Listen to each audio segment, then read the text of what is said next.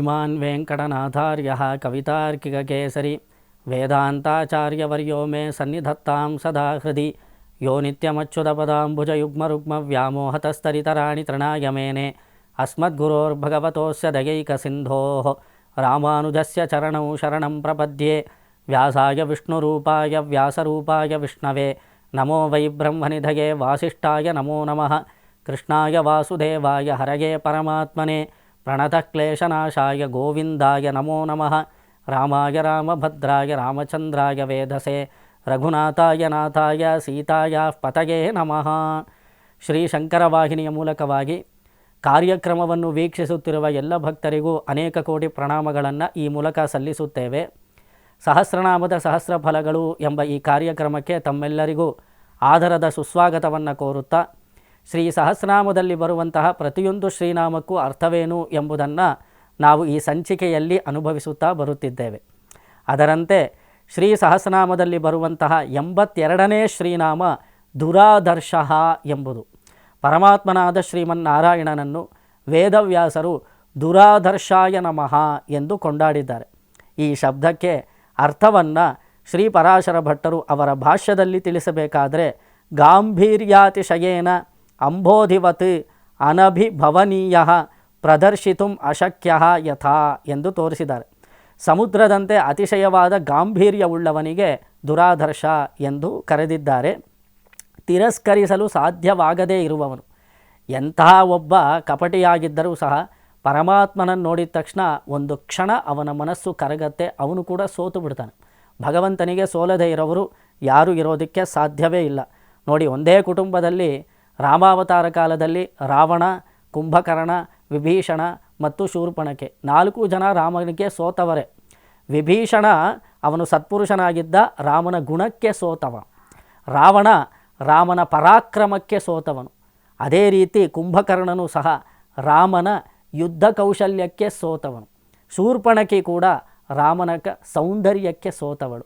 ಈ ರೀತಿ ಎಲ್ಲರನ್ನೂ ಗುಣಗಳನ್ನು ಪ್ರದರ್ಶನ ಮಾಡುವುದರ ಮೂಲಕ ಸೋಲಿಸುವಂತಹ ಪರಮಾತ್ಮನಿಗೆ ದುರಾದರ್ಶ ಎಂದು ಕರೆದಿದ್ದಾರೆ. ಅಪಾಂ ನಿಧಿವದಕ್ಷೋಭ್ಯೋ ದುರಾದರ್ಶ ಇತಿರಿತಃ ದುರ್ವಿಜ್ಞೇಯ ಗತಿ ಯಸ್ಮಾತ್ ದುರಾದರ್ಶಂ ಪ್ರಕೀರ್ತಿತಃ ಎಂದು ಹೇಳಿದ್ದಾರೆ. ಸಮುದ್ರದಂತೆ ಅಕ್ಷೋಭ್ಯನು ಮತ್ತು ತಿಳಿಯಲಾರದ ಗತಿಯುಳ್ಳವನು ದುರಾದರ್ಶನು, ಯಾರಿಂದಲೂ ಗೆಲ್ಲಲು ಅಸಾಧ್ಯನಾದವನು. ಎಂತಹ ದುಷ್ಟನಾಗಿದ್ದರೂ ಸಹ, ಅವನು ಎಷ್ಟು ಪರಾಕ್ರಮಶಾಲಿಯಾಗಿದ್ದರೂ ಸಹ ರಾಮನನ್ನು ಗೆಲ್ಲೋದಕ್ಕೆ ಸಾಧ್ಯವೇ ಇಲ್ಲ. ನೋಡಿ, ಸಾಧ್ಯವಾಗಲಿಲ್ಲ. ಅಂತಹ ಪರಮಾತ್ಮನನ್ನು ದುರಾದರ್ಶ ಎಂದು ಕರೆದಿದ್ದಾರೆ. ಶ್ರೀರಾಮಾಯಣ ಕಾಲದಲ್ಲಿ ರಾಮನಿಗೂ ರಾವಣನಿಗೂ ಅತಿಘೋರವಾದ ಯುದ್ಧ ನಡೆಯುತ್ತೆ. ಬಿಡಿ, ರಾವಣ ಸೀತಾದೇವಿಯನ್ನು ಅಪಹರಿಸಿಕೊಂಡು ಹೋದ ನಂತರ ರಾಮಚಂದ್ರನು ಸೇತುಬಂಧನ ಮಾಡಿ ಕಪಿಕರಡಿಗಳ ಸಹಾಯದೊಂದಿಗೆ ಲಂಕಾಪಟ್ಟಣವನ್ನು ಮುತ್ತಿಗೆ ಹಾಕಲು ಹೊರಡುತ್ತಾನೆ. ಆ ಸಮಯದಲ್ಲಿ ರಾಕ್ಷಸರಿಗೂ ವಾನರ ವೀರರಿಗೂ ಅತಿಘೋರವಾದ ಯುದ್ಧ ನಡೆಯುತ್ತೆ. ಮೊದಲನೇ ದಿನ ಯುದ್ಧವಾದ ನಂತರ 2ನೇ ದಿನ ಯುದ್ಧಕ್ಕೆ ಸಾಕ್ಷಾತ್ ರಾವಣನೇ ಬರ್ತಾನೆ ರಣಾಂಗಣಕ್ಕೆ. ವೀರೋಚಿತವಾಗಿ ಎಲ್ಲ ವಾನರರು ತಮ್ಮ ಯುದ್ಧ ಬಲಪರಾಕ್ರಮಗಳನ್ನೆಲ್ಲ ಪ್ರದರ್ಶನ ಮಾಡ್ತಾ ಇರಬೇಕಾದ್ರೆ ರಾವಣನಿಗೂ ಒಂದು ರೀತಿ ಮನಸ್ಸಿನಲ್ಲಿ ಒಂದು ಆಲೋಚನೆ ಬರುತ್ತೆ. ಎಂತಹ ವೀರಪುರುಷರು, ಇವರೊಟ್ಟಿಗೆ ಯುದ್ಧ ಮಾಡೋದು ನಮ್ಮೆಲ್ಲರ ಸೌಭಾಗ್ಯ. ನಾವು ಸತ್ತರೆ ಇವ್ರ ಕೈಲಿ ಸಾಯಬೇಕು ಅಂತ ಭಾವಿಸ್ಬಿಟ್ನೋ ಏನೋ ರಾವಣ. ಸತ್ತರೆ ರಾಮನ ಕೈಲಿ ಸಾಯಬೇಕು, ಅಂತಹ ಪರಾಕ್ರಮಿ. ಆ ರೀತಿ ರಣಾಂಗಣದಲ್ಲಿ ಇವರು ಯುದ್ಧ ಪ್ರದರ್ಶನವನ್ನು ಮಾಡ್ತಾ ಇರಬೇಕಾದ್ರೆ ತುಂಬ ಸಾಹಸವನ್ನು ಮೆರೆಯಬೇಕು ಎಂದು ಭಾವಿಸಿದ ರಾವಣನು 2ನೇ ದಿನ ಯುದ್ಧಕ್ಕೆ ಪ್ರವೇಶ ಮಾಡ್ತಾನೆ. ರಣಾಂಗಣಕ್ಕೆ ಪ್ರವೇಶ ಮಾಡಿದ ತಕ್ಷಣ ರಾವಣನನ್ನು ಮೊದಲು ರಾಮಸೇನೆಯಿಂದ ನೀಲ ಎಂದು ಕರೆಯಲ್ಪಡುವಂತಹ ವಾನರ ಎದುರಿಸುತ್ತಾನೆ. ನೀಲನಿಗೂ ರಾವಣನಿಗೂ ಅತಿಘೋರವಾದ ಯುದ್ಧ ನಡೆಯುತ್ತೆ. ನೀಲ ತನ್ನ ದೇಹವನ್ನು ಚಿಕ್ಕದಾಗಿಸ್ಕೊಂಡು ರಾವಣನಿಗೆ ಪಾಡು ಪಡಿಸ್ಬಿಡ್ತಾನೆ. ನೋಡಿ, ಅವನ ಬಿಲ್ಲು ಮೇಲೆ ಕೂಡೋದು, ಅವನ ತಲೆ ಸುತ್ತಲೂ ಸುತ್ತೋದು, ಅವನ ಕಿರೀಟವನ್ನು ಸುತ್ತೋದು, ಎಷ್ಟು ಶಸ್ತ್ರಗಳನ್ನು ಪ್ರಯೋಗ ಮಾಡಿದ್ರೂ ಇವನ ಮೇಲೆ ಏನೂ ತಾಕೋದೇ ಇಲ್ಲ ನೀಲ. ಅಷ್ಟು ಆ ರೀತಿ ಯುದ್ಧ ಮಾಡ್ತಾ ಇರಬೇಕಾದ್ರೆ ರಾವಣನಿಂದ ಎಷ್ಟು ಪ್ರಯತ್ನಿಸಿದರೂ ಕೂಡ ನೀಲನ ಮೇಲೆ ಯಾವುದೇ ರೀತಿಯಾದ ಹೊಡೆತವನ್ನು ಮಾಡೋದಕ್ಕೆ ಸಾಧ್ಯವಾಗದೇ ಇದ್ದಾಗ ನೀಲನ ಮೇಲೆ ಒಂದು ಆಗ್ನೇಯಾಸ್ತ್ರವನ್ನು ಪ್ರಯೋಗ ಮಾಡ್ತಾನೆ ರಾವಣ. ಆಗ್ನೇಯಾಸ್ತ್ರ ಹೋಗಿ ನೀಲನಿಗೆ ಏನೂ ಮಾಡೋದೇ ಇಲ್ಲ. ಇದು ಅಗ್ನಿ ಕಕ್ಕಿ ಅಗ್ನಿಯಿಂದ ಸುಟ್ಟು ಭಸ್ಮವಾಗಬೇಕಾಗಿತ್ತು ನೀಲ, ಆದರೆ ಅದು ನಡೆಯಲಿಲ್ಲ. ರಾವಣ ಇದೇಕೆ, ಇದೆಂಥ ಆಶ್ಚರ್ಯ, ಈ ಅಸ್ತ್ರ ಇವನಿಗೇನು ಮಾಡಿಲ್ವಲ್ಲ ಅಂತ ಸ್ವಲ್ಪ ಗಮನಿಸಿ ನೋಡಿದಾಗ ನೀಲ ಅವನು ಅಗ್ನಿಪುತ್ರ ಅನ್ನೋದು ಗೊತ್ತಾಗತ್ತೆ. ಇವನು ಅಗ್ನಿಪುತ್ರನಾದ ಕಾರಣ ಆಗ್ನೇಯಾಸ್ತ್ರ ಏನೂ ಮಾಡೋದಕ್ಕೆ ಸಾಧ್ಯವಿಲ್ಲ. ಈಗ ನೀಲನ ವಿರುದ್ಧ ರಾವಣನ ಕೈಲಿ ಯುದ್ಧದಲ್ಲಿ ಗೆಲ್ಲೋದಕ್ಕೆ ಸಾಧ್ಯವೇ ಆಗಲಿಲ್ಲ. ಆ ಸಮಯದಲ್ಲಿ ಆಂಜನೇಯ ಸ್ವಾಮಿ ಎದುರು ಬರ್ತಾನೆ. ಆಂಜನೇಯನಿಗೂ ರಾವಣನಿಗೂ ಅತಿಘೋರವಾದ ಯುದ್ಧ ನಡೆಯುತ್ತೆ. ಮೊದಲು ಇವನನ್ನು ಸಂಹಾರ ಮಾಡಿಬಿಡಬೇಕು ಎಂಬ ಕೋಪ ರಾವಣನಿಗೆ. ಇವನಿಂದ ತಾನೇ ಲಂಕಾಪಟ್ಟಣ ಸುಟ್ಟು ಭಸ್ಮವಾಯಿತು. ರಾಮದೂತನಾದ ಇವನಿಗೆ ಎಷ್ಟು ಪರಾಕ್ರಮ, ಇವನನ್ನು ಮೊದಲು ಯುದ್ಧದಲ್ಲಿ ನಾವು ಸೋಲಿಸಬೇಕು, ಇವನನ್ನು ಸಂಹರಿಸಿ ಬಿಡಬೇಕು ಎಂದು ರಾವಣನು ಮೊದಲು ಹೋಗಿ ಆಂಜನೇಯ ಸ್ವಾಮಿಯ ಮುಂದೆ ಸವಾಲನ್ನು ಒಡ್ಡುತ್ತಾನೆ. ನಮ್ಮಿಬ್ಬರ ನಡುವೆ ಯುದ್ಧ ನಡೆಯಲಿ, ಮೊದಲು ನಾನು ಗುದ್ದುತ್ತೇನೆ ಅಥವಾ ನೀನು ಗುದ್ದು, ಯಾರು ಬಲ ಎಷ್ಟಿದೆ ಅನ್ನೋದು ಪ್ರಪಂಚ ತಿಳಿಯಲಿ, ಎಲ್ಲಿ ನಮ್ಮಿಬ್ಬರ ನಡುವೆ ಯುದ್ಧ ನಡೆಯಲಿ ಎಂದು ಗರ್ಜಿಸಿದಾಗ ರಾವಣ ಅದಕ್ಕೆ ಆಂಜನೇಯ ಸ್ವಾಮಿ ಹೇಳ್ತಾನೆ, ಸರಿ ಆಯಿತು, ನಮ್ಮಿಬ್ಬರ ಮಧ್ಯೆ ಯುದ್ಧ ನಡೆಯಲಿ, ಮೊದಲು ನಾನು ಗುದ್ದುತ್ತೇನೆ, ಆಮೇಲೆ ನೀನು ಉಳಿದರೆ ನನ್ನನ್ನು ಗುದ್ದುವೆಯಂತೆ ಅಂತ ಹೇಳಿ ಆಂಜನೇಯ ಸ್ವಾಮಿ ಮುಷ್ಟಿ ಮಾಡಿ ರಾವಣನ ಎದೆಗೆ ಒಂದು ಗುದ್ದುತ್ತಾರೆ. ಆಗ ಕೆಳಗಡೆ ಬೀಳುತ್ತಾನೆ ರಾವಣ. ಅವನು ಬಿದ್ದಿದ ತಕ್ಷಣ ಆ ಬಲವಾದ ಪ್ರಹಾರ ನೋಡಿ, ಆ ಸಮಯದಲ್ಲೂ ಸಹ ರಾವಣ ಸ್ವಲ್ಪ ಎಚ್ಚೆತ್ತುಕೊಂಡು ಎಂತಹ ಒಂದು ಬಲವಾದ ಹೊಡೆತ, ಭೇಷ್, ನಿನ್ನ ಒಂದು ಬಲಕ್ಕೆ ನಾನು ಮೆಚ್ಚಿದೆ, ನಿನ್ನಂತಹ ವೀರಪುರುಷನ ವಿರುದ್ಧ ಯುದ್ಧ ಮಾಡೋದು ನನ್ನ ಭಾಗ್ಯ ಎಂದು ಭಾವಿಸುತ್ತೇನೆ ಅಂತ ರಾವಣ ಹೇಳ್ತಾನೆ. ಅದಕ್ಕೆ ಆಂಜನೇಯ ಸ್ವಾಮಿ ಹೇಳ್ತಾನೆ, ನನಗೆ ಅವಮಾನ, ನಿನಗೇನೋ ಭಾಗ್ಯ ಅಂತ ನೀನು ಭಾವಿಸ್ಕೊಳ್ಬೋದು, ಹೆಮ್ಮೆ, ಆದರೆ ನನಗಿದು ಅವಮಾನ. ಏನಂದರೆ ನಾನು ಒಂದು ಗುದ್ದಿದ್ರೂ ಮತ್ತೆ ಎದ್ದು ಬರುತ್ತೀಯೇ ಅಂತ ಹೇಳಿದ್ರೆ ನನ್ನ ಬಲ ಸಾಲದು ಅಂತ ಕಾಣಿಸತ್ತೆ, ಸರಿ ನೀನು ಹೊಡಿ ಅಂತ ಹೇಳಿದಾಗ ರಾವಣ ತಾನು ಮುಷ್ಟಿ ಮಾಡಿ ಆಂಜನೇಯನ ಎದೆಗೆ ಒಂದು ಗುದ್ದುತ್ತಾನೆ. ಆಗ ಆಂಜನೇಯ ಸ್ವಾಮಿ ಮೂರ್ಛಿತರಾಗಿ ಕೆಳಗಡೆ ಬಿದ್ದು ಹೋಗ್ತಾರೆ. ಬಿದ್ದಂತಹ ಆಂಜನೇಯನನ್ನು ಕಂಡು ವಾನರ ಸೇನೆ ಚಲ್ಲಾಪಿಲ್ಲಿಯಾಗಿ ಓಡೋದಿಕ್ಕೆ ಶುರು ಮಾಡಿಬಿಡತ್ತೆ. ಆಂಜನೇಯನೇ ಕೆಳಗೆ ಬಿದ್ದ ಮೇಲೆ ಇನ್ನೇನಾಯಿತು, ಎಲ್ರಿಗೂ ಸ್ವಲ್ಪ ಭಯವಾಗತ್ತೆ. ಆ ಸಮಯದಲ್ಲಿ ಇದನ್ನು ಗಮನಿಸ್ತಾನೆ ಲಕ್ಷ್ಮಣಸ್ವಾಮಿ. ಸರಿ, ಲಕ್ಷ್ಮಣಸ್ವಾಮಿ ರಾವಣನನ್ನು ಎದುರು ಮಾಡಿ ಯುದ್ಧ ಮಾಡಬೇಕು ಎಂದು ಬರುತ್ತಾನೆ. ಇನ್ನು ಆಂಜನೇಯ ಸ್ವಾಮಿ ಮೂರ್ಛಿತರಾಗಿ ಕೆಳಗಡೆ ಬಿದ್ದಿದ್ದಾರೆ. ಈಗ ಲಕ್ಷ್ಮಣನಿಗೂ ರಾವಣನಿಗೂ ಯುದ್ಧ ನಡೆಯುತ್ತೆ. ಅಸ್ತ್ರಗಳ ಮೇಲೆ ಅಸ್ತ್ರ ಪ್ರಯೋಗ ಮಾಡ್ತಾನೆ ರಾವಣ. ಲಕ್ಷ್ಮಣಸ್ವಾಮಿಯೂ ಕೂಡ ತಾನು ಹೂಡಿದಂತಹ ಎಲ್ಲ ತನ್ನ ಬತ್ತಳಿಗೆಯಲ್ಲಿದ್ದಂತಹ ಎಲ್ಲ ಅಸ್ತ್ರಗಳನ್ನು ಪ್ರಯೋಗ ಮಾಡ್ತಾರೆ.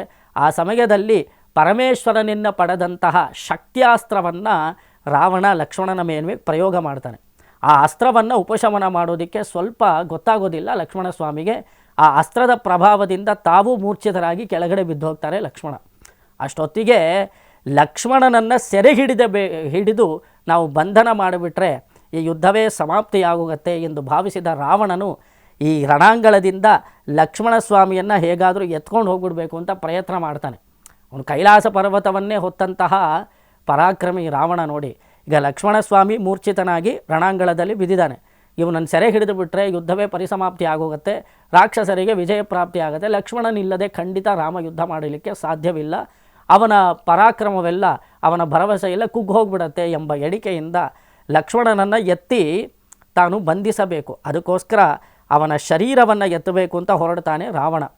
ಅವನ 20 ಕೈಗಳು ನೋಡಿ, 10 ತಲೆ ಅಂತ ತೊಗೊಂಡ್ರೆ 20 ಕೈಗಳಿದೆ. ಅಷ್ಟೂ ಬಾಹು, ಅಷ್ಟೂ ಕೈಗಳನ್ನು ಲಕ್ಷ್ಮಣಸ್ವಾಮಿಯನ್ನು ಎತ್ತೋದಕ್ಕೋಸ್ಕರ ಉಪಯೋಗಿಸ್ತಾನೆ. ಎತ್ತೋದಕ್ಕೆ ನೋಡ್ತಾನೆ, ಒಂದು ಸ್ವಲ್ಪ ಕೂಡ ಅಲುಗಾಡಿಸೋದಕ್ಕೆ ಸಾಧ್ಯವಾಗದೇ ಇದ್ದಾಗ ಲಕ್ಷ್ಮಣನನ್ನು ಎತ್ತೋದಕ್ಕೆ ಸಾಧ್ಯವಾಗುವುದಿಲ್ಲ ರಾವಣನಿಗೆ. ಇಷ್ಟಕ್ಕೂ ಕೈಲಾಸ ಪರ್ವತವನ್ನೇ ಎತ್ತಿದಂತಹ ರಾವಣನು ಈ ಸಮಯದಲ್ಲಿ ಲಕ್ಷ್ಮಣಸ್ವಾಮಿಯನ್ನು ಒಂದು ಕಡೆಯಿಂದ ಮತ್ತೊಂದು ಕಡೆ ಎತ್ಕೊಂಡು ಹೋಗೋದಕ್ಕೆ ಸಾಧ್ಯವಾಗದೇ ಹೋಗುತ್ತೆ. ಅಷ್ಟೊತ್ತಿಗೆ ಆಂಜನೇಯ ಸ್ವಾಮಿ ಮೂರ್ಛಿತರಾಗಿ ಬಿದ್ದವರು ಎದ್ದು ನಿಲ್ಲುತ್ತಾರೆ. ಎದ್ದು ನಿಂತಿದ ತಕ್ಷಣ ಲಕ್ಷ್ಮಣನನ್ನು ಕಾಪಾಡಬೇಕು ಎಂದು ಭಾವಿಸಿದವರೇ ನೇರ ಹೋಗಿ ಲಕ್ಷ್ಮಣನನ್ನು ಸಲೀಸಾಗಿ ಅವರು ಎತ್ಕೊಂಡು ಹೋಗಿ ಸುಷೇಣ ಎಂದು ಕರೆಯಲ್ಪಡುವಂತಹ ಚಿಕಿತ್ಸಕರು, ಅಲ್ಲಿದ್ದಂತಹ ರಣವೈದ್ಯರು, ಆ ರಣಾಂಗಣದಲ್ಲಿದ್ದಂತಹ ವೈದ್ಯರು, ಆ ಸುಷೇಣ ಅವರ ಹತ್ರ ಹೋಗಿ ಲಕ್ಷ್ಮಣನಿಗೆ ಪ್ರಥಮ ಚಿಕಿತ್ಸೆಯನ್ನು ಮಾಡಿಸ್ತಾರೆ. ಇಲ್ಲಿ ಆಂಜನೇಯ ಸ್ವಾಮಿ.